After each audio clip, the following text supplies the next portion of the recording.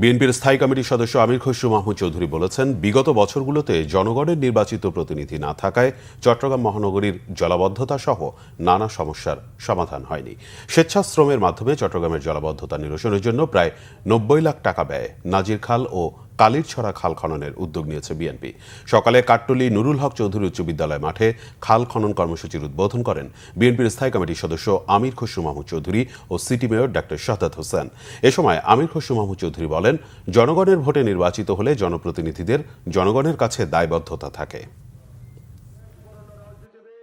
কথা হচ্ছে, জনগণের ভোটে নির্বাচিত না হলে, জনগণের কাছে দায়বদ্ধ না থাকলে যা হয় তাই হয়েছে।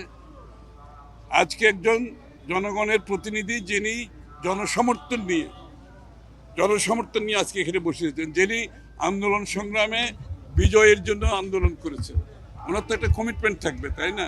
যেটা বিগত দিনে ছিল না।